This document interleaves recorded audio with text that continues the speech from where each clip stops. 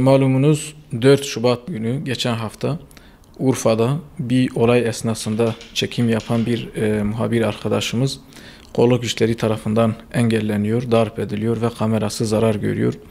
Tabi bu tür olaylar sık sık basın camiasında özellikle kolluk güçleri tarafından basın mensupları bu şekilde bir takım engellemelere maruz kalıyorlar.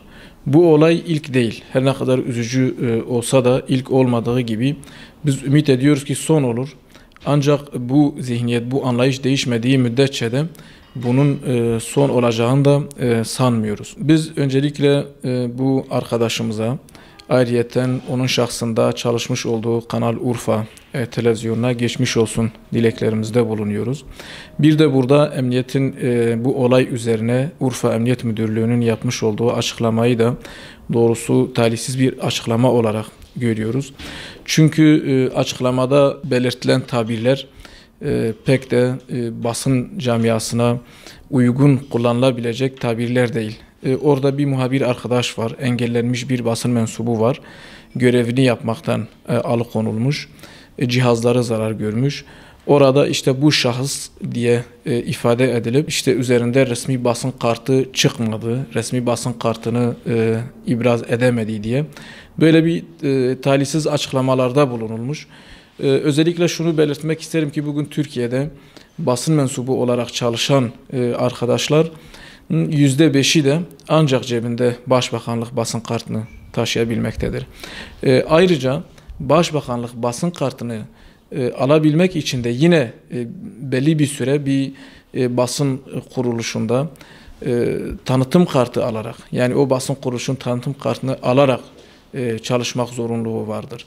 Yani bugün bir arkadaş iletişim fakültesinden mezun olmuşsa bile bunun basın kartını, yani Başbakanlık basın kartını alabilmesi için en az 12 ay fiilen gazetecilik yapması gerekiyor. Yine bu duruma göre, yani tahsil durum, mezuniyet durumuna göre bu 28 aya kadar çıkabilmektedir.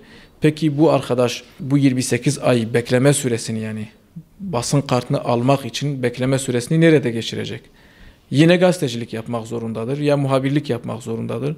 Bugün Türkiye'de gerek ulusal kanallar olsun, gerek ulusal ajanslar olsun, yerel gazeteler olsun, tümünde de bu şekilde çalışıp da kurum kartı, çalıştığı kurumun tanıtım kartıyla çalışan çok sayıda muhabir arkadaşlar var.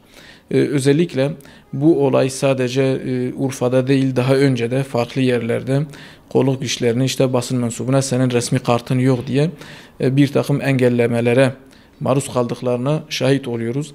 Sanırım burada Basın Enformasyon Genel Müdürlüğü'ne de görev düşüyor. Onların da bu konuda bir açıklama yapmaları gerekir. Çünkü daha önce de Sayın Bülent Arıcı'nın da bu konuda bir açıklaması vardı.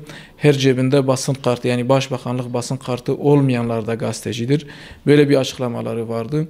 Bunu da dikkate alarak ve kolluk güçlerinin bu anlamda basın mensuplarına çıkardığı engellemelerin de son bulması açısından Basın Enformasyon Genel Müdürlüğü'nün de bir açıklama yapmasını bekliyoruz.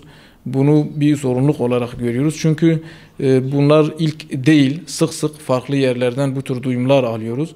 Buna bir son verilmesi gerekir ve nasıl ki kolluk güçleri kendi görevlerini yapmak zorundaysalar ve engellenmemeleri gerekiyorsa basın mensubunun da en az onun kadar görevi önemlidir ve basın mensubunun da görevinin engellenmemesi gerekir.